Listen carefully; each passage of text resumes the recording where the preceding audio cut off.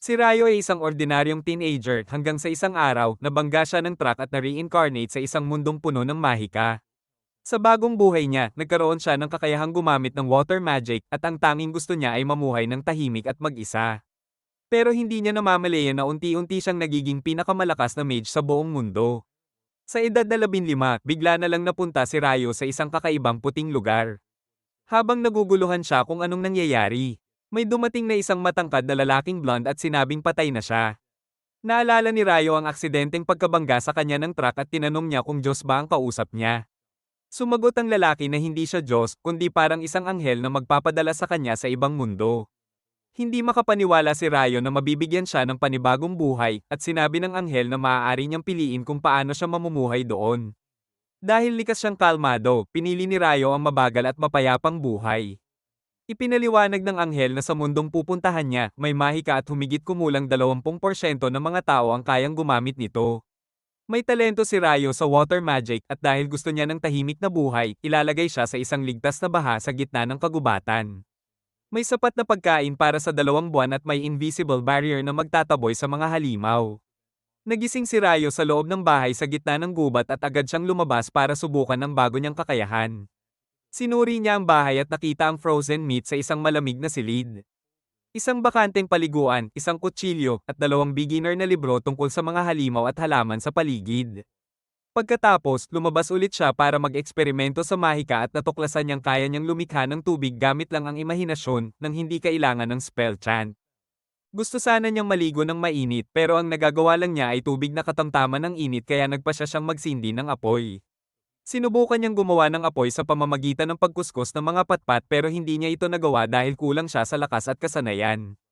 Sumuko na sana siya pero naisip niyang gamitin ang sikat ng araw. Gumawa siya ng lente mula sa yelo sa pamamagitan ng pag-imagine ng water molecules na nagdudugtong habang nawawala ang init at nagtagumpay siyang i-freeze ang tubig. Hinulman niya ito bilang bilog na lente at ginamit iyon para magsindi ng apoy. Dahil dito, nakapagpainit siya ng tubig para sa palaigo at napagtanto niyang kaya niyang direktang gumawa ng mainit na tubig kung gagamitin niya ang prinsipyo ng modernong agham sa mahika. Kinabukasan, habang kumakain ng tuyong karne, napagtanto ni Rayo na kailangan niyang palakasin ang kanyang offensive power dahil kakailanganin niyang manghuli ng halimaw kapag naubos ang kanyang pagkain. Nagsimula siya sa pagpapaputok ng water ball papunta sa puno at kahit nataman niya ito agad, wala itong naging epekto. Hindi siya nawala ng loob at sinubukan niyang gumawa ng high-pressure water jet para mas malakas ang tama, pero hindi niya ito mapalakas ng sapat at hindi ito umabot sa puno. Halos wala itong epekto at nagmukhang mahina ang atake niya. Gusto na sana niyang sumuko pero naalala niya ang sinabi ng anghel na ang susi sa mahika ay imahinasyon at gumagaling ito sa tuloy-tuloy na pagsasanay. Kaya ipinagpatuloy ni Rayo ang pag-eensayo hanggang sa kayanan niyang tamaan ng puno ng tuloy-tuloy gamit ang water jet. Pagsapit ng gabi, nagawa na rin niyang direktang lumikha ng mainit na tubig. Kinabukasan, sinubukan niyang lumikha ng ice crystals mula sa hangin dahil matagal na niyang pangarap gamitin ang icicle lance na spell. Gayunpaman, mas mahirap magpalipad ng icicle kaysa sa simpleng tubig. Pero hindi sumuko si Rayo at patuloy niyang pinractice ito kasama ng iba't ibang anyo ng water magic. Lumipas ang mga araw at lalo siyang humusay sa paggamit ng tubig at yelo. Isang araw, nagpasya siyang pumasok sa kagubatan para maghanap ng pagkain. Habang ginalugad niya ang magandang paligid, naisip niyang mangolekta na lang muna ng mga halamang gamot at tapusin na ang araw. Pero bigla niyang napansin ang isang galit na baboy ramo na nakatitig sa kanya. Nanigas si Rayo sa takot nang bigla itong sumugod at muntik na siyang matamaan kung hindi siya nakaiwas sa huling sandali. Nabuwal ng baboy ramo ang isang puno at doon nagkalakas loob si Rayo na lumaban. Tinaakpan niya ng manipis na yelo ang lupa sa harap ng halimaw, dahilan para ito'y madulas. Habang mabilis na dumudulas papunta sa kanya ang baboy ramo, gumawa si Rayo ng maraming matutulis na icicle na nakaturo rito. Sa dulo ng madulas na daan, bumangga ang baboy ramo sa mga icicle ng buong bilis at agad itong namatay. Hindi makapaniwala si Rayo na nanalo siya. Kinagabihan, binuksan niya ang libro tungkol sa mga halimaw at nalaman niyang ang mga boar ay isa sa pinakamahihinang uri ng halimaw. Napansin din niya na kahit para sa mga baguhan ang laman ng libro, may 2 espesyal na tala sa huli. Ang una ay tungkol sa mga dragon na kayang magsunog ng buong lungsod at kapag may nakita kang isa, kailangan mong tumakbo agad. Ang ikalawa naman ay tungkol sa mga demon, mga nilalang na hindi alam ang pinagmulan. At ang tanging payo ng libro ay ipagdasal na huwag mo silang makatagpo dahil siguradong katapusan mo na iyon. Napagtanto ni Rayo na napakalaki ng mundong ito at kailangan niyang lumakas pa ng mabilis. Kinabukasan, hinubad niya ang kanyang mga damit at pumasok muli sa kagubatan. Sa pagkakataong ito, inatake siya ng isang assassin hawk at muntik na siyang tamaan sa unang atake nito. Nagpakawala ang malaking ibon ng mga invisible wind slash at doon naisip ni Rayo na lampas ito sa kanyang kakayahan. Tumakbo siya palayo habang gumagawa ng mga block ng yelo sa likod niya para harangin ang mga atake at sabay nagpapakawala ng water jet pabalik. Naiwasan ng Assassin Hawk ang lahat ng iyon at muling sumugod ng buong bilis pero nakagawa si Rayo ng pader ng yelo sa huling sandali at naharang ang atake. Dahil sa banggaan, nasugatan ng ibon at nawalan ito ng isang mata. Kaya umatras ito na labis na ikinagaan ng loob ni Rayo. Ngunit habang tumatakas siya, nawala ang direksyon ni Rayo. Habang hinahanap niya ang daan pauwi, napadpad siya sa isang kumikinang na lawa kung saan may isang walang ulong kabalyero na nakatayo sa ibabaw ng tubig kasama ang isang kabayong wala ring ulo. Natulala si Rayo sa kanyang nakita at saka siya napansin ng kabalyero.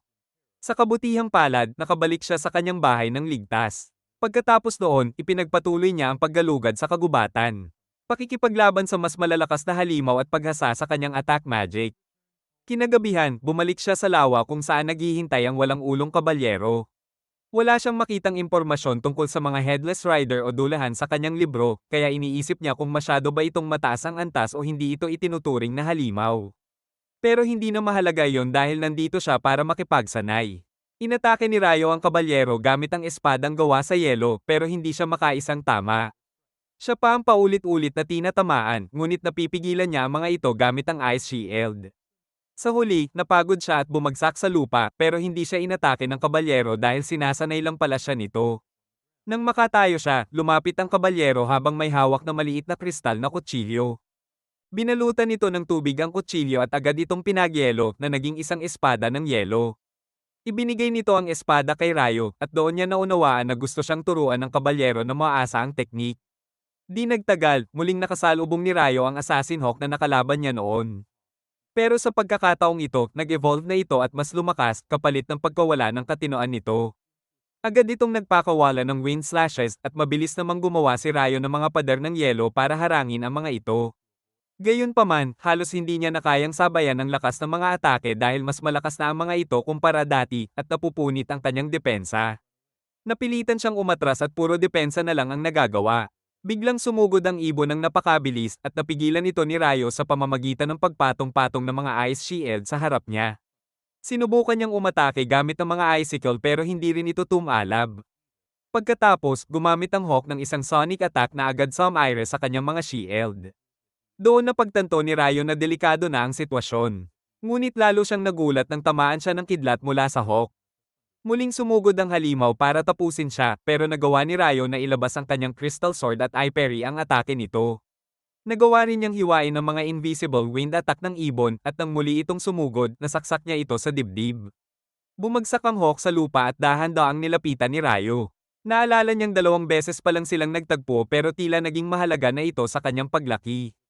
Nagpasalamat siya rito dahil tinulungan siya nitong maging mas malakas at pagkatapos ay hinugot niya ang espada upang payapang makawala ang halimaw. Pagkatapos noon, nagsimula na siyang umuwi ngunit biglang may dumating na dragon. Inakala ni Rayo na iyon na ang huling araw niya. Pero ikinagulat niya nang makipag-usap ang dragon sa kanya sa pamamagitan ng telepathy. Tinanong siya nito kung may nakita siyang itim na lawin at kinabahan si Rayo dahil baka napatay niya ang alaga nito. Sa kabutihang palad, kalmado lang ang dragon at pinuri pa siya sa nagawa niya. Napansin din nito ang sandata ni Rayo at sinabi na bihira ito dahil isa itong espada ng Fairy King. Hindi makapaniwala si Rayo, kaya nagpasya siyang alamin pa ang tungkol sa mundo mula sa dragon na nagpakilalang si Luan. Maghapon silang nag-usap, ngunit pagsapit ng gabi, kinailangan ng umalis ni Luan at sinabi nitong baka magkita silang muli balang araw. Pagkalipas ng ilang linggo, nakaramdam si Rayo ng pananabik sa seafood kaya pumunta siya sa dalampasigan. Doon, nagulat siya nang makita ang isang wasak na barko. May nakita siyang isang lalaki malapit dito, pero nang suriin niya, patay na ito. Bigla naman siyang nakarinig ng mahinang ungol at natuwa siya dahil ito ang unang taong nakilala niya mula nang dumating siya sa mundong ito. Ang lalaking iyon ay si Abel. Naalala ni Abel ang pag-atake ng isang higanteng octopus monster sa kanilang barko sa gitna ng bagyo na naging sanhi ng kanyang pagkahulog sa dagat. Ngunit pagmulat niya, nasa loob na siya ng bahay ni Rayo. Napagtanto niyang nakaligtas siya kahit papaano at agad niyang hinanap ang iba pang kasama niya. Paglabas niya ng bahay, lalo siyang nalito dahil hindi niya alam kung nasaan siya. Sa sandaling iyon, lumapit si Rayo mula sa likuran niya. Nagulat si Abel dahil kahit bihasa siyang mandirigma, hindi niya naramdaman ang paglapit ni Rayo. Napansin din niya ang kakaibang suot nito pero pinili niyang manahimik muna. Ipinakilala ni Abel ang sarili at nagpasalamat kay Rayo sa pagligtas sa kanya. Sumagot si Rayo na siya lang ang naisalba niya at patay na ang iba nang matagpuan niya ang mga ito. Sinabi ni Abel na huwag na niyang alalahanin ang mga iyon dahil smugglers ang mga ito. Ngunit bago pa niya maipaliwanag ng buo kung alam ang kanyang sikmura, inanyayahan siya ni Rayo na kumain muna habang nag-uusap at pinapasok siya sa loob ng bahay kung saan agad na napunta sa usapan ng kakaibang pananamit ni Rayo. Sinabi ni Rayo na wala siyang ibang damit at wala rin siyang telang magagamit para gumawa ng bago. Sagot ni Abel, bumili na lang siya. Pero agad itong natigilan, iniisip na baka wala talagang pera si Rayo para makabili. Binawasan naman ni Rayo ang pag-aalala niya sa pagsasabing wala namang ibang taong nakatira sa lugar na iyon kundi siya lang. Tinanong ni Abel kung nanghuhuli ba siya ng pagkain at umoo si Rayo. Sumunod, tinanong kung kutsilyo ba ang gamit niya pero ipinakita ni Rayo ang water magic niya at sinabing karamihan ng pangangaso niya ay gamit ang mahika. Humanga si Abel dahil kalahati lang ng mga tao sa mundo ang marunong gumamit ng mahika at kabilang siya sa kalahating hindi. Ikinagulat iyon ni Rayo dahil ayon sa anghel, 20% lang ang may kakayahan sa mahika. Gayunpaman, hiniling ni Abel na dalhin siya sa dalampasigan dahil may gusto siyang kumpirmahin. Habang naglalakad sila, sinabi ni Abel na siya ang haharap sa anumang panganib. Sinabi ni Rayo na hindi na kailangan pero nagpumilit si Abel dahil ayaw niyang siya na lang palagi ang inililigtas. Hinayaan na lang siya ni Rayo at di nagtagal ay narating nila ang wasak na barko kung saan nawawala na ang lahat ng bangkay. Inisip ni Abel na maaaring kinuha na ng mga halimaw o ng dagat ang mga ito at nagpasalamat siya kay Rayo dahil kung hindi, baka ganoon din ang sinapit niya.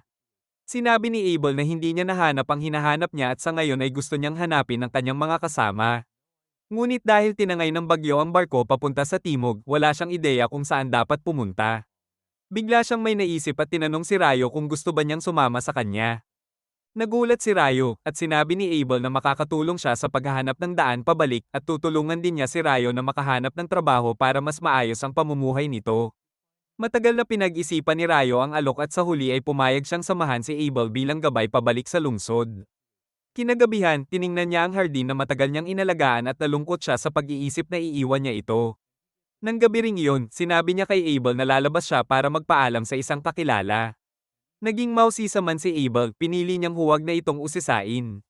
Samantala, pumunta si Rayo sa lawa para kausapin ang walang ulong kabalyero at ipaalam na aalis siya sa kagubatan ng matagal. Nagpasalamat siya rito sa pagtuturo sa kanya kung paano lumaban at inilabas niya ang kanyang kutsilyo, sinasabing ibibigay niya ang lahat sa laban nila ngayong gabi. Hinugot din ng kabalyero ang espada nito at agad na sumugod si Rayo, pinapaurong ito sa tuloy-tuloy niyang pag-atake. Matapos ang matinding laban, napagod si Rayo at bumalik ang kabalyero sa lawa. Nagpasalamat muli si Rayo at nanatiling tahimik ang kabalyero. Ngunit bago tuluyang mawala, humarap ito at naglabas ng isang magic suit mula sa tubig bilang pamamaalam. Naging emosyonal si Rayo sa pagtanggap nito at muli siyang nagpasalamat bago umuwi. Kinabukasan, naghanda na sina Rayo at Abel sa kanilang paglalakbay at nakaramdam si Rayo ng lungkot habang iniiwan ang lugar na matagal niyang tinirhan. Hindi nagtagal, nakasalubong nila ang isang baboy ramo sa gubat at hiniling ni Abel na siya na ang bahala. Sumugod siya habang hawak ang espada at gumamit ng combat skill na agad tumalo sa hayop. Namangha si Rayo at nagtanong kung ano ang combat skills at ipinaliwanag ni Abel na ito ang ginagamit ng mga mandirigmang lumalaban gamit ang armas. Nagkampo sila sa loob ng isang guwang na puno kinagabihan at kinabukasan ay nagpatuloy sila sa paglalakbay sa kagubatan. Nakakita sila ng mga lizardman sa isang latian at nagpasya si Abel na umiwas na lang sa kanila dahil malalakas ang mga ito. Gayunpaman, naramdaman ni Rayo na sinusundan pa rin sila ng mga lizardman kahit nagpalit na sila ng ruta, kaya naghanda si Abel na lumaban. Sinabi ni Rayo na masyadong marami ang kalaban at sasali rin siya gamit ang mahika. Inakala ni Abel na hindi makakalaban si Rayo ng walang staff pero nagulat siya nang mabilis nitong mapatamba ang 4 na lizardman gamit ang icicle lance. Matapos ang laban, tinanong ni Abel kung anong spell ang ginamit niya. Sumagot si Rayo na karaniwang icicle lance lang yon, pero sinabi ni Abel na ang mga kakilala niyang wind mage ay isang atake lang ang kayang ilabas kada cast, samantalang si Rayo ay apat agad ang pinakawalan. Sinabi ni Rayo na baka problema yon ng wind magic dahil normal lang iyon sa water magic. Pinili na lang ni Abel na huwag masyadong pag-isipan at sinabi na magpatuloy na sila. Bago sila umalis, gumawa si Rayo ng 2 baso mula sa yelo at pinuno ito ng tubig. Napansin ni Abel na iba ang incantation na ginamit niya, pero tinakpan ito ni Rayo sa pagsasabing baka nagkamali lang siya ng dinig kanina. Pagkatapos, binigyan ni Abel si Rayo ng isang barya at natuwa si Rayo dahil ngayon lang siya nakakita ng pera.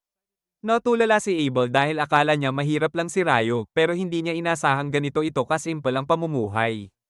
Ipinaliwanag niya na may 3 pangunahing bansa sa Central Plains, ang Kingdom of Knightly, ang Dabuti Empire, at ang Handelo Federation. Nagkomento si Rayo tungkol sa Dabuti Empire dahil hindi niya nagustuhan ang pangalan nito. Habang nag-uusap sila, nakarating sila sa isang malawak na bukas na lugar. Bigla nilang napansin na gumagalaw ang isang bato at agad itong hinati ni Abel. Gumawa naman si Rayo ng water shield para harangin ang mga batong mabilis na lumilipad papunta sa kanila. Doon napagtanto ni Abel na napunta sila sa pugad ng mga rock golem. Nagtanong si Rayo kung hindi ba dapat mas humanoid ang anyo ng mga golem, pero piniling unahin ni Abel ang laban. Sumugod siya sa pinakamalapit na golem at pinasabog ang katawan nito, ngunit agad itong naghilom at gumanti ng atake. Umatras si Abel at sinabing hindi magiging epektibo ang kanilang mga atake. Doon naisipan ni Rayo ang isang paraan. Gumawa siya ng malaking block ng yelo sa himpapawid at ibinagsak ito sa mga golem, dinudurog ang mga ito. Namangha si Abel dahil hindi pa niya nakita ang ganitong spell. At inulit pa ito ni Rayo hanggang sa maubos ang mga golem. Pagkatapos, nakakita sila ng isang espesyal na rock golem na may malaking magic stone, at sinabi ni Abel na malaki ang halaga nito. Nais sana ni Rayo kunin ang mga magic stone ng iba pang golem, pero natabunan na ang mga ito ng yelo at hindi na niya inasikaso. Nagpatuloy sila sa paglalakbay at nakatagpo ng isang napakalaking halimaw na parang pinaghalong buwaya at hipo. Sinabi ni Abel na ito ay isang behemoth, isang napakabihira at napakalakas na halimaw na hindi pa niya nakikita noon. Tinanong ni Rayo kung huhulihin ba nila ito, pero sinabi ni Abel na imposible iyon. Maya-maya, may dumating na mga wyvern at natuwa si Rayo dahil makakakita sila ng laban ng mga halimaw. Nagsimulang umatake ang mga wyvern sa pamamagitan ng pagbato gamit ang mahika, pero umatungal ang behemoth at napawalang bisa ang kanilang mahika, dahilan para bumagsak ang mga ito. Sinabi ni Rayo kay Abel na malamang gumamit ang halimaw ng magic cancellation skill. Nang gabing iyon habang kumakain sila, tinanong ni Abel si Rayo tungkol sa kakayahang iyon dahil ang alam niya ay may mga bitag lang sa dungeon na kayang gumawa nito. Naging interesado si Rayo sa usapang dungeon at sinabi ni Abel na may isang dungeon sa lungsod ng Lon na kanilang pupuntahan. Nainis si Rayo dahil ngayon lang sinabi ni Abel ang tungkol sa dungeon at tinanong niya kung may iba pa ba itong itinatago. Tinanong naman siya ni Abel kung may alam ba siya tungkol sa mga dwarf at elf, pero humingi si Rayo ng mas detalyadong paliwanag. Makalipas ang ilang araw, narating nila ang isang bulubundukin, at sinabi ni Rayo na makakakita sila ng pamayanan ng tao kapag nalampasan nila ito. Nagtaka si Abel kung paano siya nakakasiguro, at sandaling nag-isip si Rayo kung sasabihin ba niyang may nakilala siyang dragon na nagbigay sa kanya ng kaalaman tungkol sa mundo. Sa huli, pinili niyang ilihim ito at sinabi na lang na kaalaman iyon na lampas sa pangunawa ng tao. Maya-maya, may narinig silang kakaibang tunog at agad silang naghanda sa laban. Ngunit nang may isang makapangyarihang halimaw na griffin na bumaba mula sa himpapawid, parehong kinabahan sina Rayo at Abel. Halos matarante si Abel, pero mabilis na naisipan ni Rayo ang solusyon, naghagis siya ng isang piraso ng karne pataas. Ginaya siya ni Abel at kinain ng griffin ang 2 piraso bago ito lumipad palayo. Nakahinga sila ng maluwag at nagkasundo na hindi nila kakayanin kung lalabanan nila ang ganoong kalakas na halimaw. Habang nagpapatuloy sila sa paglalakbay, sinabi ni Abel na sa nakalipas na 100 taon, walang tao ang nakakita ng behemoth o griffin, at malamang ang matataas na bundok ang humahadlang sa mga ito na makarating sa mga pamayanan. Naalala ni Rayo na ang mga wyvern na lumaban sa behemoth ay nagmula sa Hilaga, kaya malamang malapit lang ang pugad ng mga ito. Tama nga siya dahil hindi nagtagal ay nakita nila ang ilang wyvern na kumakain ng isang halimaw. Gusto sanang makipaglaban ni Rayo, pero sinabi ni Abel na kailangan ng hindi bababa sa 20 bihasang adventurer para makalaban ng mga wyvern. Sinabi ni Rayo na darating din ang oras na hindi nila maiiwasan ang laban at tinanong kung magiging mas madali kung mapipigilan ang galaw ng mga ito. Sumang-ayon si Abel at sinabing kaya niyang talunin ang isa sa malapitan. Agad na kumilos si Rayo at nagkunwaring nagcha-chant ng mahabang spell para lang maglabas ng apat na icicle na tumusok sa mga pakpak ng wyvern.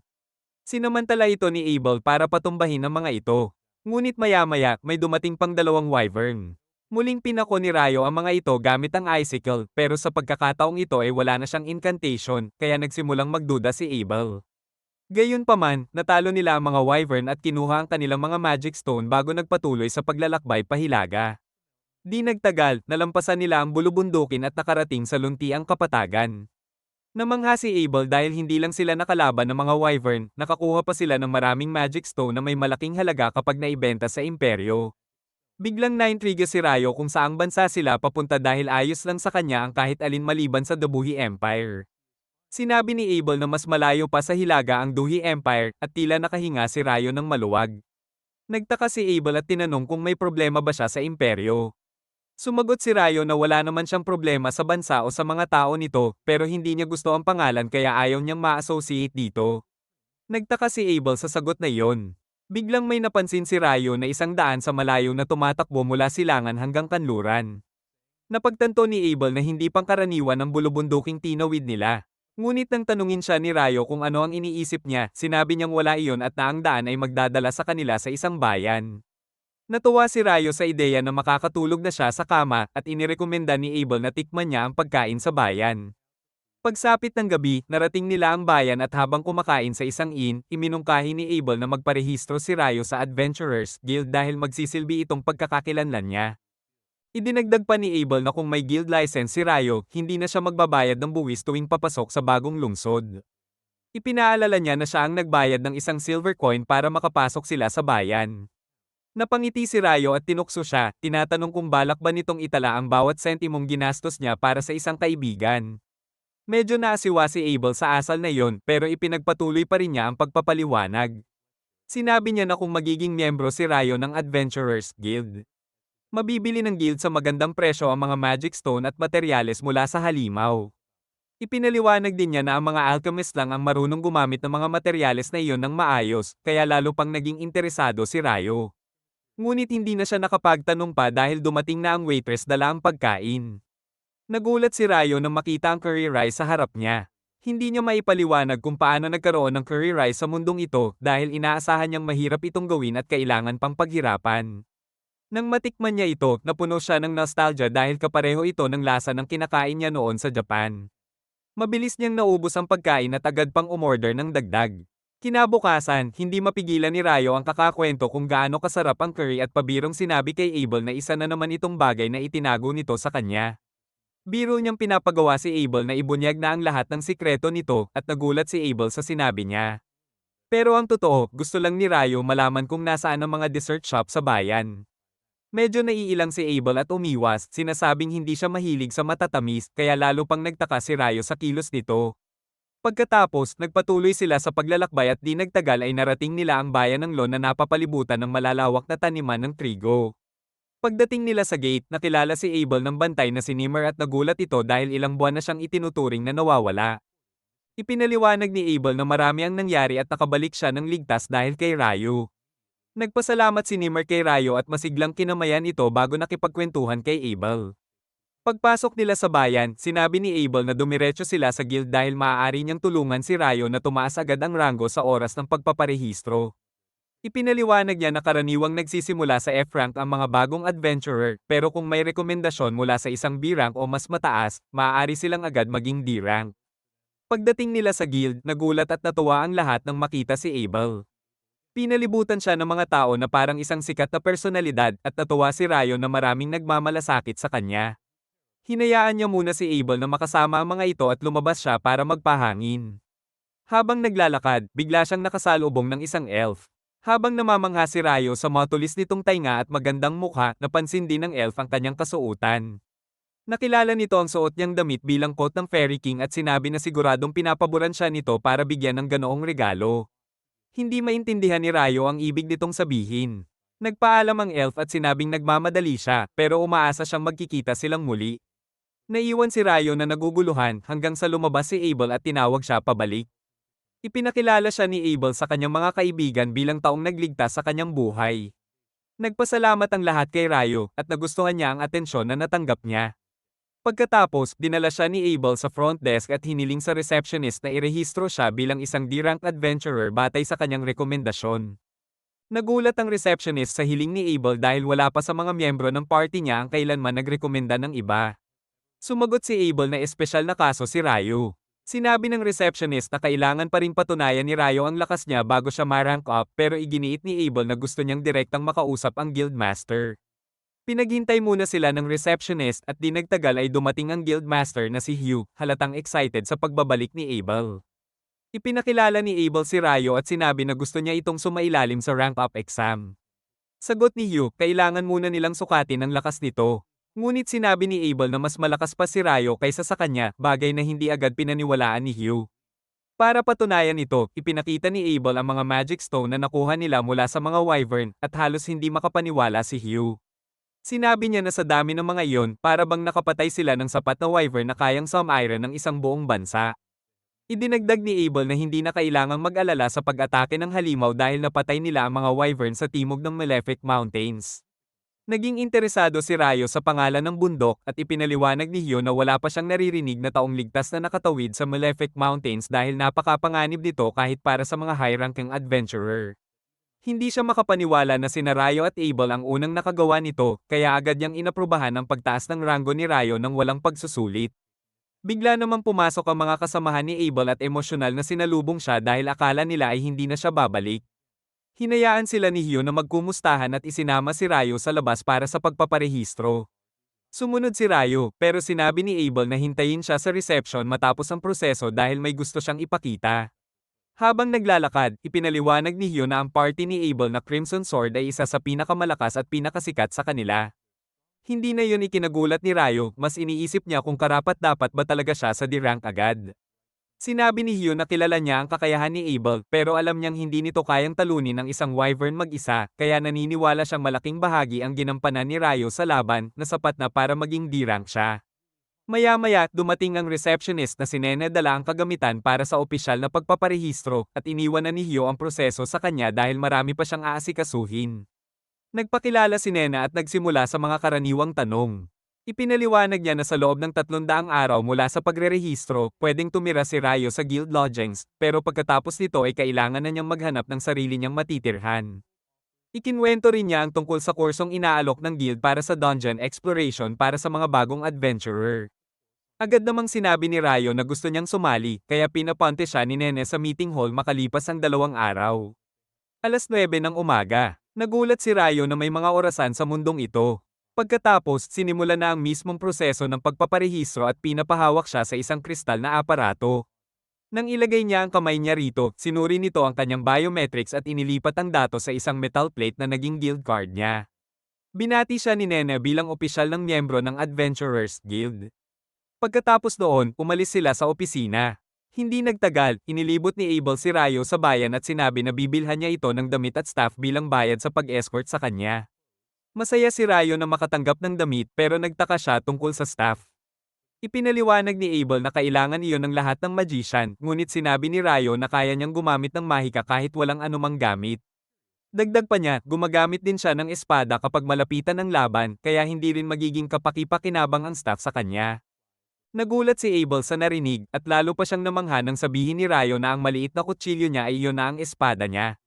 Gayunpaman, sinabi ni Rayo na mas kailangan niya ng impormasyon tungkol sa mundo kaysa sa damit o staff. Di nagtagal, nalaman niya na pareho lang ang oras, araw, linggo, at buwan sa mundong ito kumpara sa Earth at gumagamit din sila ng metric system. Dahil dito, nakumbinsi siyang may taong galing sa Earth na dumating dito noon at nagbago ng sistema kaya may mga pamilyar na bagay. Maya-maya, bumalik si Abel matapos bayaran ang mga binili ni Rayo at sinabi niyang hindi pa tapos ang araw dahil may nakahanda pa silang selebrasyon. Dinala niya si Rayo sa isang malaking inn kung saan naghihintay ang mga kaibigan niya sa guild para ipagdiwang ang kanyang ligtas na pagbabalik. Nagdiwang sila buong gabi, at kinabukasan, kinailangan pang sunduin ni Nene si Rayo para ipakita kung saan siya titira. Dinala siya sa isang silid kung saan may 2 baguhang adventurer na ang kayumangging buhok na si Nils at ang blonde na si Ido. Magiliw nilang tinanggap si Rayo, at pag-alis ni Nena, nagsimulang magkwento si Niels tungkol sa paghanga niya kay Nena. Sinabihan siya ni Ido na tigilan ng pangarap sa babaeng hindi niya abot. Pagkatapos, nakipagkwentuhan si Ido kay Rayo tungkol sa buhay sa guild lodging. Biglang bumalik si Nene kasama ang isa pang bagong adventurer na nagpakilalang si Amen at di nagtagal ay naging komportable ang apat sa isa't isa. Makalipas ang ilang araw, natapos ni Rayo at Amen ang crash course tungkol sa dungeon exploration. At sinabi ng kanilang guro na papasok sila sa unang palapag ng dungeon kinahapunan. Kitang-kita ang kaba ni Amen pero pinayuhan siya ni Rayo na kumalma dahil mapapagod lang siya kung magpapanik agad. Tinanong ng instructor kung may mga katanungan at nagtanong si Rayo kung may paraan ba para direktang makabalik sa mga palapag na nalinis na nila. Humanga ang instructor dahil karaniwang mga bihasang adventurer lang ang nakakaalam nito. Ipinaliwanag niya na may ilang dungeon sa timog na may ganoong kakayahan pero wala iyon sa dungeon ng Lon. Pagkatapos, pinangunahan niya ang grupo papunta sa dungeon na nasa gitna mismo ng lungsod. Ipinaliwanag niya na itinayo ang lungsod sa paligid ng dungeon at paminsan-minsan ay biglang dumarami ang mga halimaw sa loob nito na minsan ay umaabot pa sa ibabaw. Sinabi rin niya na ang mga pader sa paligid ng dungeon ang nagpoprotekta sa mga mamamayan. At tiniyak niyang walang panganib ng malaking pag-atake sa ngayon. Di nagtagal, narating nila ang unang palapag na isang ligtas na lugar na walang halimaw. Pinayagan ng instructor ang lahat na maglibot basta manatili malapit sa entrada. Nagsaanib puwersa sina Rayo at Amen at hindi nagtagal ay naramdaman ni Rayo na may paparating na halimaw. Sinabi ni Rayo kay Amen na atakihin ang halimaw habang siya ang magpipigil dito. Kinabahan si Amen pero binunot niya ang espada niya. Maya-maya, dumating ang isang monster ant at agad itong nakilala ni Rayo bilang soldier ant base sa librong nabasa niya. Inutusan niya si Amen na tamaan ang leeg nito habang pinipigil niya gamit ang icicle lances. Ganap na naipit ni Rayo ang halimaw sa lupa at madaling pinutol ni Amen ang leeg nito na naging unang patay niya sa dungeon. Tuwa si Amen sa nangyari at kinuha ni Rayo ang magic stone ng langgam bilang tropeyo ng kanilang unang matagumpay na laban. Kinagabihan, nag-dinner sila kasama ang mga kasama sa kwarto na natuwa sa kanilang unang dungeon trip at humanga na natalo nila ang soldier ant. Sinabi ni Amen na finish ang blow lang ang ginawa niya at si Rayo ang gumawa ng karamihan ng trabaho dahil siya ang pumihil sa halimaw. Dagdag pa niya, gusto niyang bumalik sa dungeon kinabukasan pero nag-aalala siyang mag-isa. Nag-alok si Rayo na sasama siya dahil gusto rin niyang galugarin pa ang dungeon at nagdududa siya sa sinabi ng instructor na walang halimaw sa unang palapag. Sinabi ni Ido na narinig din niya na may mga soldier ant na umaakyat sa una at ikalawang palapag kaya naguguluhan sila kung bakit. Biglang dumating si Abel at sinabi na kaya iyon ay dahil kayang maghukay ng soldier ants pataas, kaya nagulat ang lahat nang makita ang sikat na adventurer sa lungsod. Si Rayo ay diretso lang gaya ng dati. At sinabihan ni Abel ang mga lalaki na alagaan siya dahil wala siyang common sense. Biglang tumayo si Amen at nagpakilala kay Abel, sinasabing idol niya ito at gusto niyang maging sikat na adventurer tulad niya. Humiling siyang makipagkamay at pinayuhan siya ni Abel na magtrabaho ng mabuti pero unahin ang kaligtasan. Tinanong ni Rayo si Abel kung ano ang ginagawa niya roon sa ganoong oras at sinabi nito na kakagaling lang niya sa misyon. Dumating ang party ni Abel at galit ang mga babae dahil hindi siya dumiretso sa guildmaster. Sinabi niya na nag-assist lang siya ng mga beginner pero pinagsabihan siya ng isa sa kanila na si Lynn na kunin siya ni Warren kaya binuhat siya ng malaking lalaki habang sumisigaw si Abel na parang bata. Habang nangyayari yon, nakatitig si Lynn kay Rayo na may halong selos. Medyo nasiwa si Rayo at tinanong kung ano ang gusto niya, pero pinagalitan siya ng priestess na si Leia at humingi ng paumanhin kay Rayo sa abala. Habang umaalis sila, nag-fanboy sina Ido at Amen sa grupo, pero hindi maintindihan ni Rayo kung ano ang kahanga-hanga sa kanila. Sinabi naman ni Rayo kay Lynn na hindi maganda ang pagtitig niya kay Rayo, pero sumagot siya na curious lang siya dahil palaging pinupuri ni Abel ang kanyang magic skills. Inamin ni Rayo na curious din siya sa kanila at sinabi ni Abel na makikita rin nila ang totoong kakayahan ni Rayo. Kinabukasan, bumalik sina Rayo at Amen sa dungeon at nakaharap nila ang mga monster dogs habang pinipigil ni Rayo ang mga ito gamit ang icicle lances. Si Amen naman ay nakipaglaban ng maayos gamit ang espada at natalo ang ilan. Habang nagpapahinga sila, napansin ni Rayo na ang estilo ni Amen sa espada ay kahawig ni Abel at ipinaliwanag ni Amen na ang kanyang guro ay isang matandang lalaki na nag-aral sa malaking sword school sa kabisera. Inakala ni Rayo na malamang doon din natuto si Abel. At nakita niya ang potensyal ni Amen na lumakas pa. Namangha si Amen sa kaalaman ni Rayo sa espada kahit isa siyang mage at sinabi ni Rayo na may mentor siya noon pero gumawa siya ng sarili niyang estilo ng espada. Sinabi ni Rayo na ang estilo ni Aman ay mukhang nakakapagod pero ligtas ito at kailangan lang niyang pagbutihin ang kanyang stamina. Idinagdag niya na si Abel ay araw-araw na nagpa-practice ng form tuwing umaga habang naglalakbay sila na patunay na kahit gaano pa kagaling ang isang tao, kailangan pa rin ng sipag at ensayo. Naging inspirado si Aman sa narinig at nagpas siyang mas paghusayin pa ang sarili at natuwa si Rayo sa reaksyon niya. Kinabukasan, pumunta si Rayo sa library na mas malaki pa sa inaasahan niya. Humingi siya sa librarian na dalhin siya sa section ng alchemy at ipinakita sa kanya ang mga librong pang-beginner. Pero sobrang dami ng pagpipilian kaya nalito si Rayo. Kaya nagpa siya siyang lumabas muna para magpahinga. Biglang dumilim ang buong lungsod dahil sa isang total solar eclipse. At nakatitig si Rayo dito nang walang proteksyon sa mata. Pagkaraan ng isang segundo, napansin niyang may mali, naglaho ang lahat ng tao sa paligid niya. Nag-iba rin ang atmosphere at bigla niyang naramdaman ang isang atake mula sa likuran. Mabilis siyang nakaiwas at nakapagtayo ng ice wall para salagin ang malakas na fire blast. Nagtaka siya kung sino ang umatake sa kanya at nakita niya ang isang demonyong babae na lumalapit na para bang galing sa ibang mundo na may kumpiyansang kilos na parang walang pakialam sa paligid. Natuwa ang demon sa presensya ng isang tao sa kanyang lugar at gusto siyang paglaruan. Napagtanto ni Rayo na isang demon ang kalaban niya at pakiramdam niya ito na ang pinakamalakas na nilalang na nakalaban niya sa mundong ito.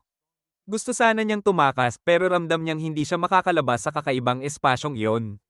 Kaya nagpa siya siyang lumaban. Agad siyang nag-summon ng maraming ice shield para harangin ang napakalakas na firestorm ng demon.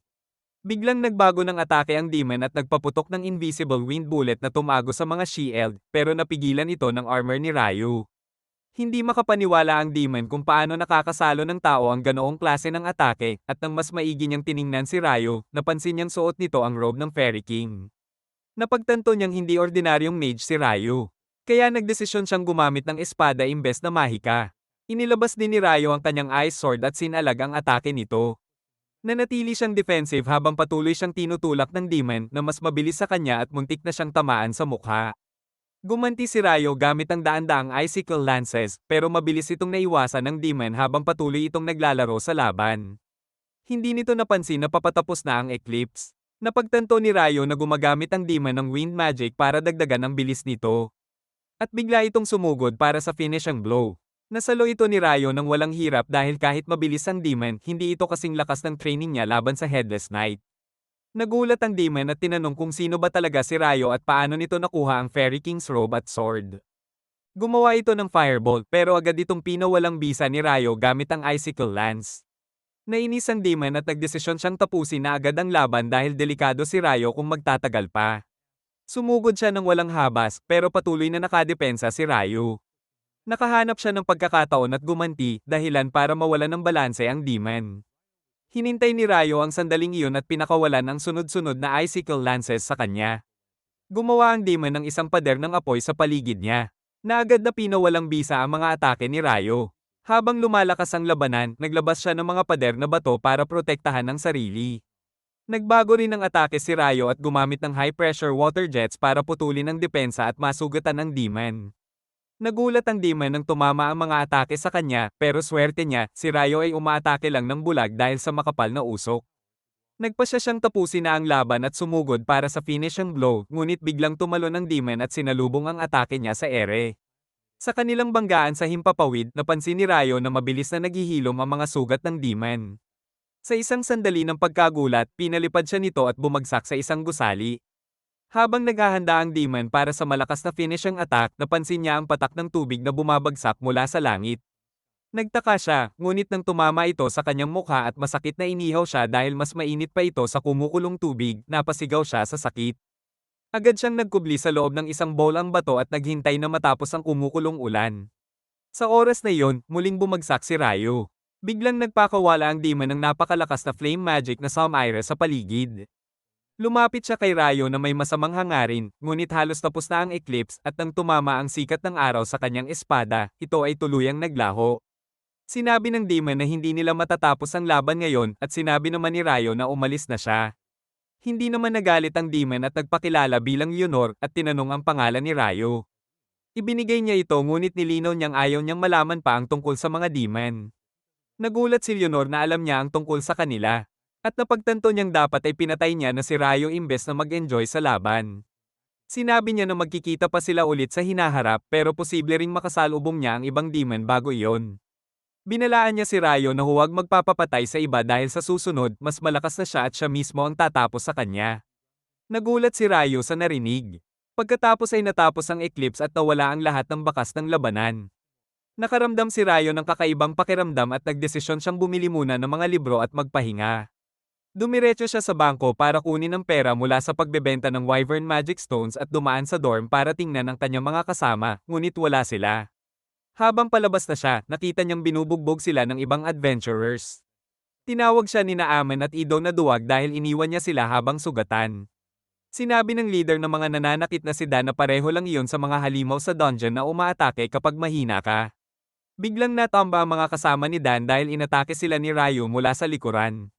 Sinabi niya kay Dan na tama siya, pero dapat din niyang sundin ang sarili niyang payo. Tinanong niya kung handa na ba itong tumakbo ngayong bagsak na ang mga kasama nito. Sumugod si Dan, pero iniwasan lang ito ni Ryo at tinamaan siya sa tiyan gamit ang hawakan ng espada, dahilan para sumuka siya. Pagkatapos ay nilapitan niya ang mga kaibigan at ginamo sila, sinasabing kailangan nila ng mas maraming stamina para hindi na sila maabyutan ng kung sino mang magugulo sa susunod. Sinabi rin niya na magpahinga muna sila. Pumunta sila sa public bath kung saan ginamo ng pari ang sugat ni Ryo mula sa wind bullet. Nagtaka ang lahat kung sino ang nakasugat sa kanya gayong malakas siya, ngunit pinili ni Ryo na huwag munang sabihin ang tungkol sa demon dahil mas mahalaga muna ang pagpapahinga. Pagkatapos noon, nagsimula ng pumunta sina Aman, Mills, at Ido sa dungeon bilang isang team. Habang sina Aman at Mills ay lumalaban sa mga goblin, si Ido ay nasa likuran upang sumuporta at magpagaling kapag may nasusugatan. Kinokolekta ni Mills ang mga magic stone mula sa mga goblin habang pinapagaling ni Ido si Aman at napag-uusapan nila kung gaano kapanganib ang nakasalubong nilang goblin. Sinabi ni Mills na dapat na silang umatras dahil delikado na kung lalalim pa sila. Sumang-ayon si Ido dahil hindi dapat sila nakatagpo ng goblin archers sa ikaapat na palapag ng dungeon. Si Aman naman ay gusto pang magpatuloy para manghuli at kumita ng pera pero naalala ni Nils ang paalala ni Abel na huwag isugal ang buhay para sa mga hindi mahalagang bagay. Sa huli, bumalik sila sa surface na naging tamang desisyon dahil ilang palapag sa ibaba ay may isang grupo ng adventurers na napaslang ng isang napakalakas na halimaw. Sa ibabaw, iniisip ni Ryo ang laban nila ni Leonor at napagtanto niyang napakalayo ng antas ng kanyang magic pero pantay sila sa bilis ng pagcast. Nagdesisyon siyang pagbutihin ang kanyang lakas at ayusin ang kanyang kahinaan lalo na ang bilis niya na hindi makasabay sa galaw ni Leonor. Nainggit siya sa wind magic nito, pero dahil hindi niya yun kayang gamitin, nagpa siya siyang gumawa na lang ng sariling solusyon.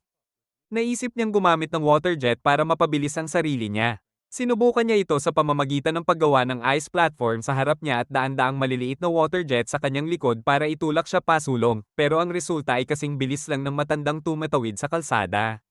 Hindi siya natuwa, pero tinanggap na lang niya ito bilang work in progress. Pagkatapos, pumunta siya sa library para maghanap ng impormasyon tungkol sa demons at alchemy. Kasabay nito, si Lin, ang wizard mula sa party ni Abel, ay nasa library din at naghahanap ng spell na kayang gumawa ng napakakapal na ice wall na kayang durugin ang mga golem pero wala siyang mahanap. Natuwa siya dahil gusto niyang patunayan na si Ryo ay manloloko lang na naloko si Abel at naniniwala siyang tanging pinakamalakas na wizard lang sa kontinente ang may kakayahang gumawa ng ganoong klaseng mahika. Habang ibinabalik niya ang libro sa shelf, nakita niya si Sarah na isang elf. Nagkamustahan ng dalawa at nag-usap sandali bago umalis si Lin pabalik sa kanyang grupo. Samantala, bumalik sina Aman at iba pa sa guild at si Nils ay nauutal nang makita ang receptionist na si Nena. Tinamaan siya ni Ido sa ulo habang sinasabi kay Nena na nakakita sila ng goblin archers sa ikalimang palapag na hindi karaniwan, kaya agad silang umatras para mag-report. Kinumpirma ni Nena ang mga magic stone at agad tumakbo para ipaalam sa guildmaster na nagpapasalamat sa mahalagang impormasyon.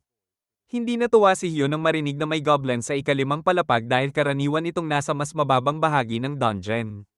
Inakala niya na maaaring senyales ito ng mas malaking problema at inutusan si Nena na ipatawag agad ang lahat ng B-rank pataas na party. Sinabi ni Nena na dalawa lang ang high-rank ang party sa lungsod, ang Crimson Sword ni Abel at ang White Brigade. Di nagtagal, dumating si Abel at ang kanyang party sa opisina ni Hugh at hindi siya natuwa dahil kailangan niyang makipagtulungan sa White Brigade dahil hindi niya gusto ang leader nito. Pinagsabihan ng mga babae si Abel na huwag siyang maging duwag at kahit labag sa loob niya ay kumalma siya bago pumasok sa opisina. Nandoon na si Phelps, ang leader ng White Brigade, at pilit na iniiwasan ni Abel na magpakita ng reaksyon sa kanya. Pag-upo ng dalawang panig, ipinaliwanag ni Hugh na may natagpo ang goblin sa ikalimang palapag ng dungeon at kumpirmadong totoo ang impormasyon. Sinabi niya na kailangang pumasok ang Crimson Sword at White Brigade para mag-imbestiga kung may senyales ng monster outbreak.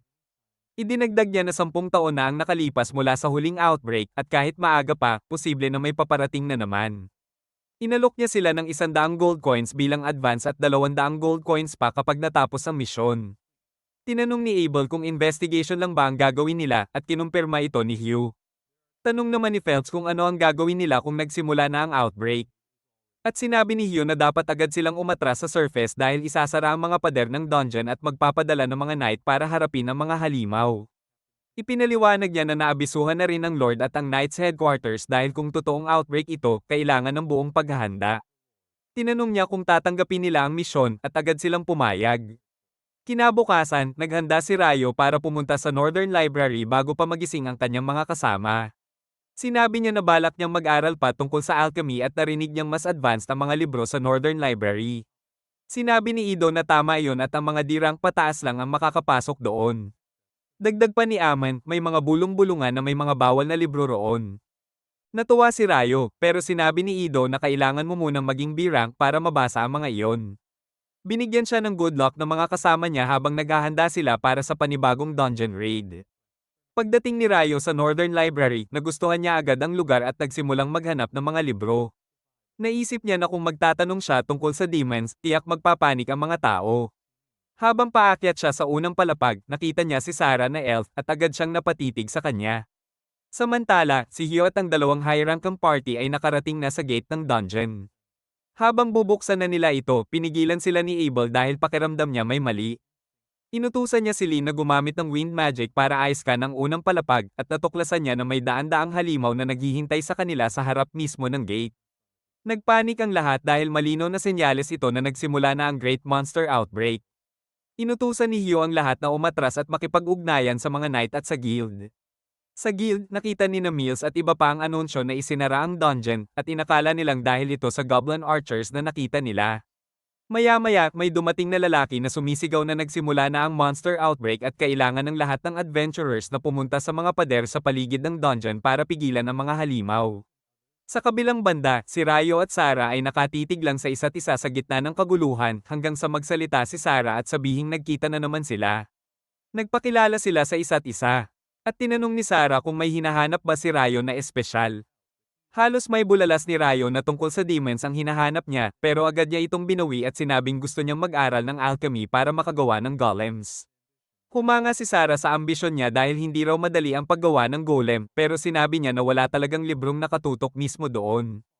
Gayunpaman, inanyayahan niya si Rayo na sumama sa kanya dahil alam niya kung aling mga libro ang pinakakapakipakinabang dahil halos kabisado niya ang buong library.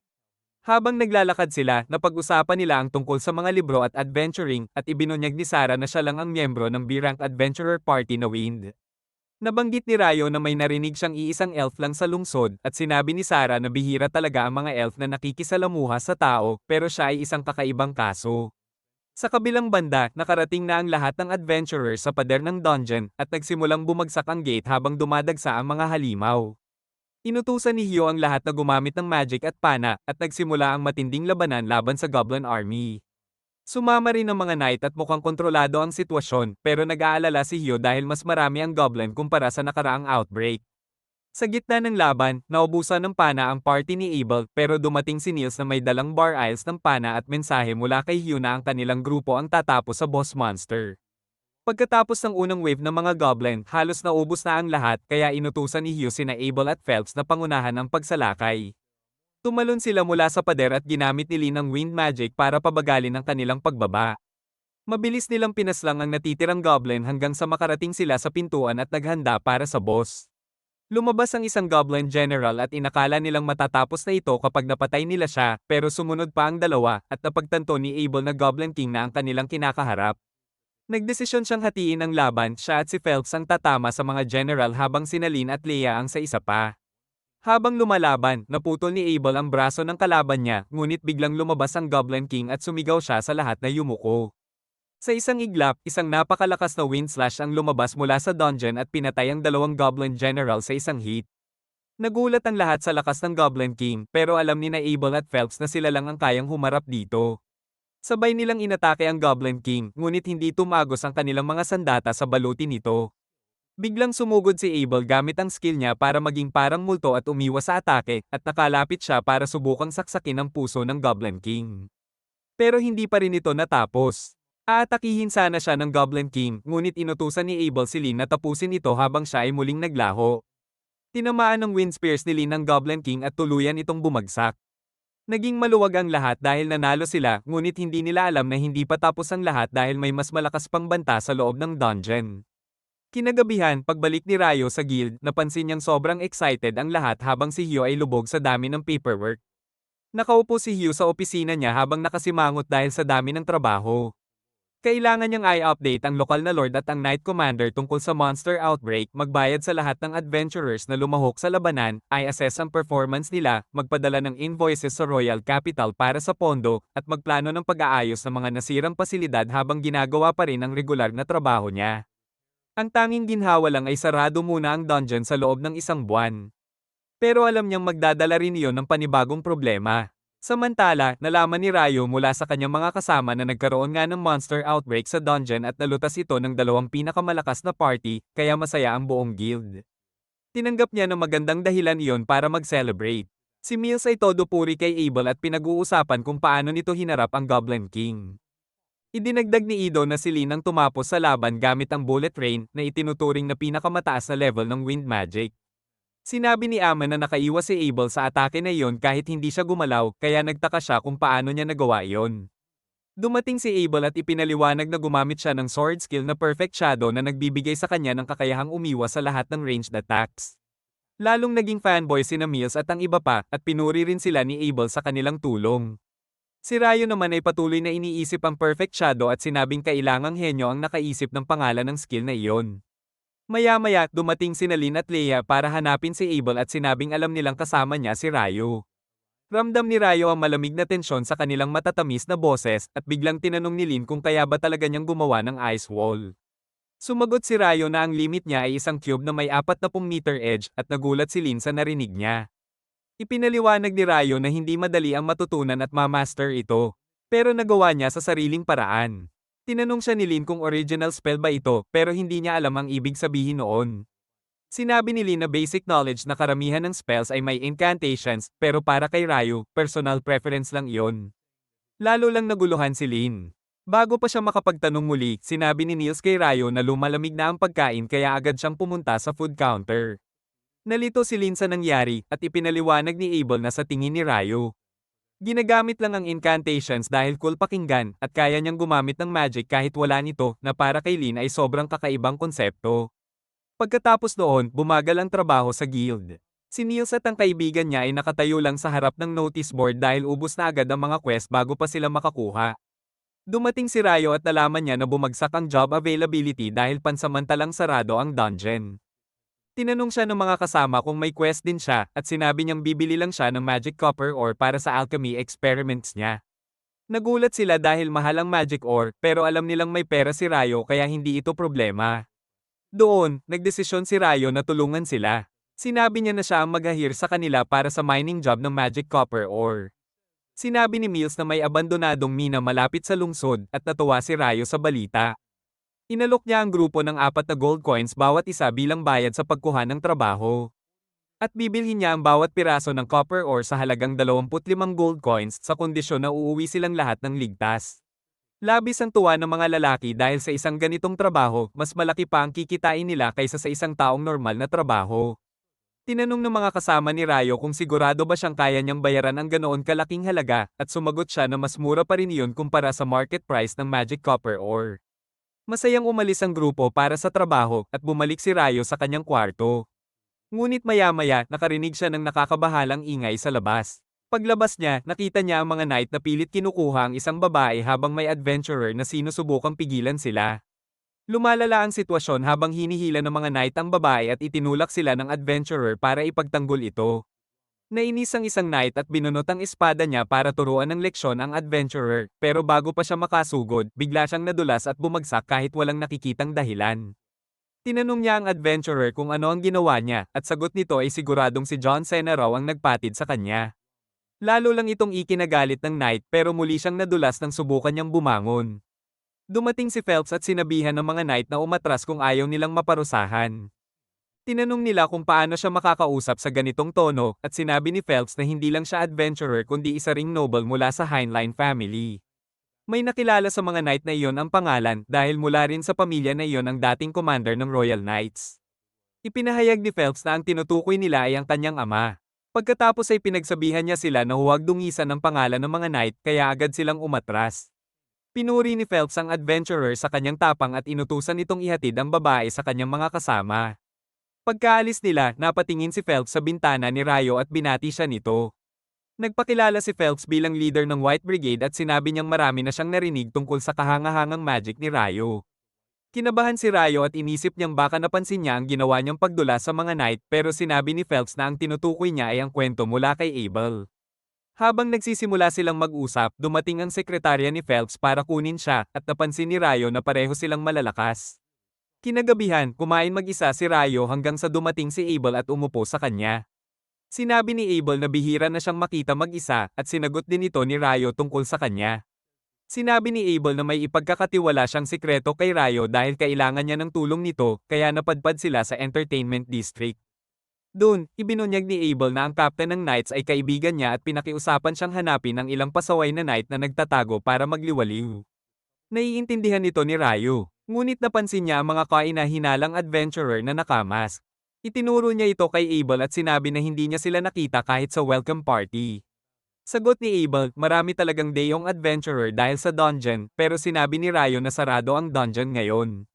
Napansin din sila ng mga nakamask at sinubukan silang akitin sa isang patibong. Sadyang sumama sina Rayo at Abel, pero nang umatake ang mga thug, agad silang pinatumba ni Rayo gamit ang malalaking ice stones. Kinuha ni Abel ang isang alchemy tool na nalaglag mula sa kanila at gusto sana iyon ni Rayo, pero sinabihan siya ni Abel na halata naman iyon. Itinali nila ang mga thug at nalaman na si rank adventurers pala sila mula sa ibang bansa. Nagdesisyon si Abel na ipagbigay alam ito sa city guards at ituloy ang misyon nila, hindi alam na target pala ng mga pasaway na knight si Phelps para sa paghihiganti. Ngunit bago pa sila makagalaw, hindi na rin sila nakalaban dahil nauna nang naparalisa ng sekretarya ang mga knight gamit ang poison needles. Pagkatapos ay gumamit siya ng fire spell at sinunog ang mga ito hanggang sa walang natirang kahit abo. Kinabukasan, dumating sa lungsod ng Lon ang isang research team mula sa kabisera para pag-aralan ang dungeon matapos ang monster outbreak. Agad na nakipagtalo si Hugh sa leader nila na si Clive dahil sa mga hindi makatwirang kahilingan nito. Gusto ni Clive na ang buong lungsod ng Lon ang mag-supply ng pagkain at gamit para sa grupo nila kahit na may kakulangan na mismo sa supply ng lungsod. At gusto rin niyang buksan agad ang dungeon para sa research. Sinabi ni Hugh na walang saysay na buksan ang dungeon pagkatapos lang ng outbreak pero sagot ni Clive ay may full authority siya mula sa bagong talagang minister ng dungeon exploration. Nauwi sa deadlock ang diskusyon at hindi ito matapos-tapos kaya pumasok ang isang matandang wise mage para mamagitin.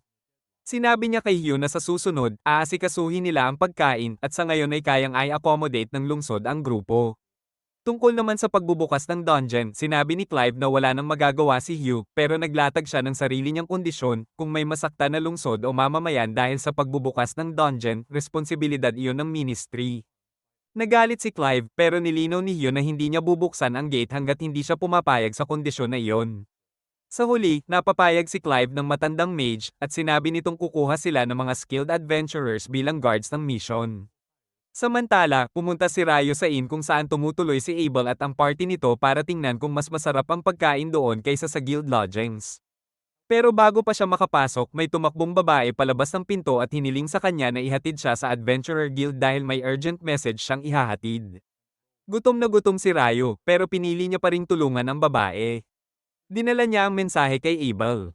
Ang sulat ay mula sa kanyang teacher sa Royal Capital na humihiling na tulungan niya ang research party na ipapadala sa dungeon exploration.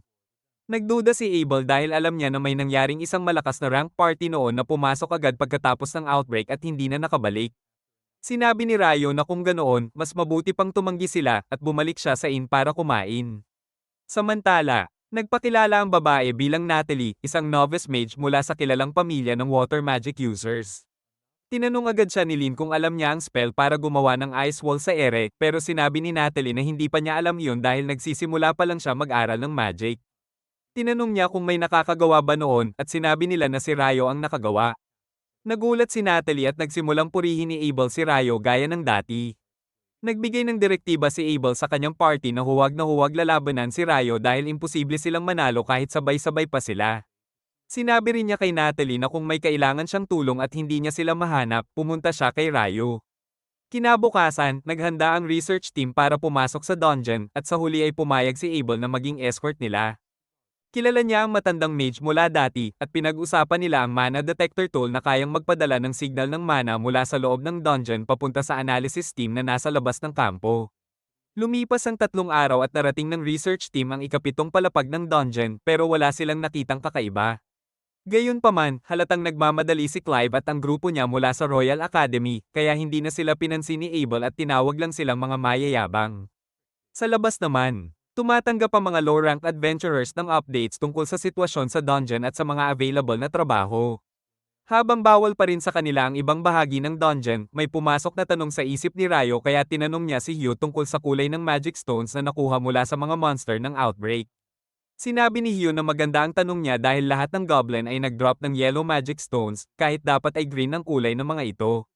Samantala, biglang nakatagpo si Clive at ang kanyang grupo ng isang kaina-hinalang gate sa loob ng dungeon na may kakaibang energy reading. Akala nila isa itong portal papunta sa malayong lugar kaya agad nilang inihanda ang kanilang equipment sa paligid nito. Pero nang subukan nilang hawakan ng gate, bigla na lang silang nawala. Si Natalie, na kumukuha ng readings, ay nagulat dahil sabay ding nawala ang signal ng data. Buti na lang, lahat sila ay sabay-sabay na na-teleport sa iisang lugar. Kinumpirma ni Abel na ligtas ang kanyang team bago sumama sa senior mage. Si Clive naman ay inutusan ng kanyang mga tauhan na simulan ng pag-iimbestiga sa kakaibang kapatagan na kinaroroonan nila. Pero pinaalalahanan niya silang mag-ingat dahil hindi nila alam kung anong panganib ang nandito. Lumapit ang kanyang right-hand man at tinanong kung ano ang susunod na gagawin. Wala ring kasagutan si Clive pero kahit papaano ay naniniwala siya na napatunayan niyang mali ang teorya na ang mga monster ay galing sa 38th floor ng dungeon.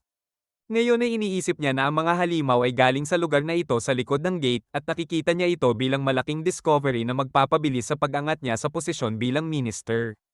Habang iniisip niya ito ng may ngiti, itinuro ng isang researcher ang mga kakaibang figure sa horizon, mga nilalang na mukhang creepy at hindi pamilyar. Sa kabilang banda, nag-aalala si Natalie at ang data team dahil nawawala ang signal. Bigla itong bumalik at nagpakita na nasa 40th floor daw ang exploration team. Pero agad ding nawala ulit. Sa sandaling iyon, dumating ang isang lalaki na nagpakilalang Christopher, representante ng Magic College. Tinanong niya ang mga researcher mula sa academy kung ano ang kanilang natuklasan at hiniling na magbahagi sila ng impormasyon kahit magka-rival ang kanilang organisasyon. Ipinaliwanag niya na ilang minuto lang ang nakalipas, ang mga pumasok sa dungeon ay biglang nawala, at kung hindi ito maayos, maaaring huli na ang lahat. Nagulat ang mga researcher. At sinabi ng leader nila na pati ang sarili nilang team ay biglang nawala rin kanina at sandaling nag-reappear ang signal, pero nasa 40th floor na sila. Lalong nagulat si Christopher dahil walang nakakaabot sa lampas 38th floor ng dungeon at alam niyang kahit birang parties ay hirap na sa 30th floor pa lang. Sinabi rin sa kanya ang tungkol sa party ni Abel na nagbabantay sa research team. Dagdag pa niya, nakapagpadala na siya ng mensahe sa guildmaster para humingi ng tulong. Pero nagpanik si Natalie nang mapagtanto niyang baka walang makaresolba sa sitwasyon. Sa puntong iyon, naalala niya ang sinabi ni Abel na kung wala ng ibang makontak, dapat kay Rayo siya lumapit. Kaya agad siyang tumakbo para hanapin ito, iniwan ng lahat na naguguluhan. Samantala, nakarating sa Hugh ang balita tungkol sa pagkawala ng research party. Agad siyang nataranta at nagdesisyong pumunta mismo sa dungeon entrance. Inutusan niya ang receptionist na ihanda ang lahat at maghanda sa standby, pero huwag munang sabihin sa mga adventurers hanggat hindi niya nakukumpirma ang sitwasyon sa sarili niyang mata. Samantala, paikat-ikot si Rio sa loob ng library pero wala pa rin siyang makitang kapaki-pakinabang na libro. Pag-akyat niya sa second floor, napapaisip siya na sana makita niya ulit si Sira. At parang dininig ng universe ang hiling niya dahil nakita siya ni Sarah habang nagsosola ito ng mga libro. Agad siyang lumapit sa kanya at habang nag-uusap sila, sinabi ni Rio na naghahanap siya ng records tungkol sa mga nakaraang solar eclipse at monster outbreak para may kumpara. Sinabi ni Sarah na alam niya kung saan eksaktong makikita ang mga dokumentong iyon at pinasunod niya si Rio. Habang naglalakad sila, ikinwento ni Rio ang teorya niya na may koneksyon ang solar eclipse at monster outbreak. Naniniwala si Sarah na tama siya dahil matagal na siyang nabubuhay at napapansin niyang palaging may solar eclipse bago mangyari ang isang dungeon outbreak. Pero hindi pa siya nakakita ng total solar eclipse tulad ng nangyari kamakailan. Sinabi rin niya na dati na niyang sinubukang pag-aralan ng paksa pero curious siya kung bakit naisip ni Rio ang koneksyon na iyon. Kinabahan si Rio dahil hindi niya pwedeng sabihin na nakipaglaban siya sa isang demonyo habang nangyayari ang eclipse kaya mabilis niyang iniba ang usapan. Tinanong niya si Sarah tungkol sa kulay ng mga magic stone na nakukuha mula sa mga halimaw at kung ano ang nakakaapekto rito. Sumabay si Sarah at ipinaliwanag na ang pangunahing factor ay ang edad ng halimaw. Sinabi ni Rio na natutunan niya iyon kay Abel habang naglalakbay sila at binanggit na napansin niya ang kakaibang dilaw na kulay ng mga magic stone na nakuha sa mga halimaw noong huling outbreak. Naguluhan si Sarah dahil kadalasan ng mga bagong silang na halimaw lang ang may maputlang kulay na magic stones at inaasahan niya na ang mga matatanda at malalakas na halimaw mula sa dungeon ang lumalabas tuwing outbreak. Sumang-ayon si Rio at sinabi na ibang usapan ng mahihinang goblins pero ang mga Goblin General at Goblin King ay hindi basta makakalabas ng dungeon pagkatapos nilang maspawn. Para sa kanya, parang hindi natural ang nangyayari at kung artificially ginawa ang napakalaking horde ng mga halimaw kakailanganin iyon ng napakaraming mana. Naalala ni Sarah na may nabasa siyang lumang records tungkol sa isang nakaraang outbreak kung saan maputlang dilaw din ang mga magic stone at tinanong niya si Rio kung gusto niyang makita ang mga luma at sirang dokumento. Pumayag si Rio at dinala siya ni Sarah sa isang hindi masyadong kilalang bahagi ng library. Samantala, sa loob ng dungeon, patuloy na pinag-uusapan ni na Abel at ng senior mage ang teleportation incident at wala pa ring nakakaalam kung nasaan sila. Tinanong ng senior mage ang isang researcher kung gumagana pa ba ng maayos ang kanilang mga kagamitan at kinumpirma nito na gumagana pa ang mana detector at naniniwala siyang alam na ng data collection team ang sitwasyon nila kaya makakapagpadala ng tulong sa lalong madaling panahon. Gayunpaman, iniisip ng senior mage na maaaring hindi dumating ang tulong sa oras. Tinanong niya si Lilia kung may naaalala ba itong kahawig ng lugar at napagtanto ni Lilia na parang nasa loob sila ng isang sanctuary square na isang high-level defensive magic. Ipinaliwanag niya kina Abel at sa iba na tanging mga pinakamalalakas na pari lang ang kayang gumamit ng spell na ito at itinuturing itong isang divine miracle na kayang harangin ang kahit anong attack. Napagtanto ni Abel na kung nasa loob sila ng isang barrier hindi sila makakalabas at wala ring makakapasok para tulungan sila. Sumang-ayon ng senior mage at sinabi ni Lilia na kung hindi nila mahanap ang dulo ng barrier ibig sabihin napakalawak nito. Naisip ni Abel na mas lumala ang sitwasyon kaya inutusan niya si Lynn na gamitin ang wind magic nito para alamin kung may mga halimaw na malapit sa kanila.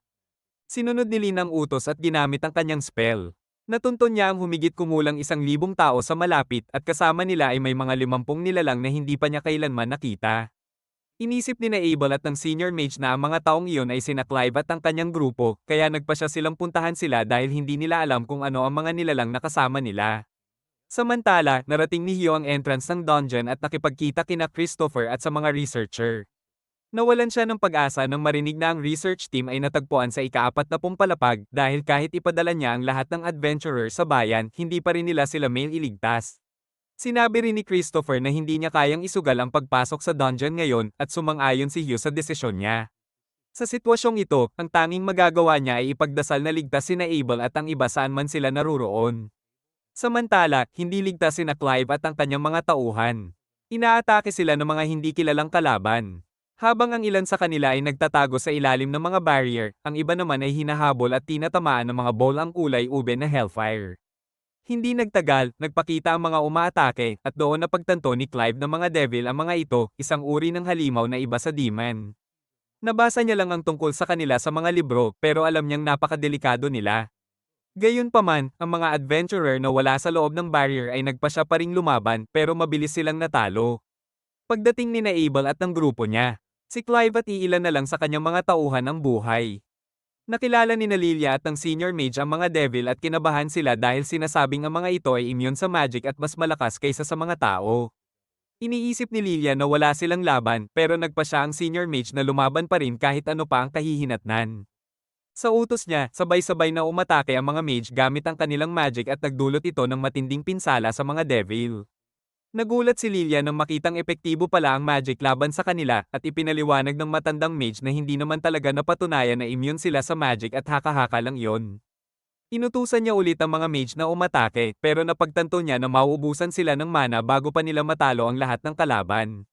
Sa sandaling iyon, napansin ni Abel na may boss monster sa mga devil. At naisip niya na kailangan nilang talunin ito para tuluyang matapos ang laban. Matapos ang ilang ulit pang pag-atake, naubusan na ng magic ang mga mage kaya nagpa siya si Abel na sumugod kasama ang kanyang grupo. Hinarang ni Warren ang mga atake ng mga devil habang mabilis namang pinabagsak ng iba ang mga ito. Dahil sa kanilang teamwork, marami silang napatay na devil pero kalaunan ay naubusan ng magic si Lin kaya kinailangan siyang saluhin ni Lilia at Warren. Napansin ni Abel na 6 na devil na lang ang natitira. Kabilang na ang boss monster. Sinabi ni Lilia na maaaring isa itong Demon Prince na balang araw ay magiging Demon Lord.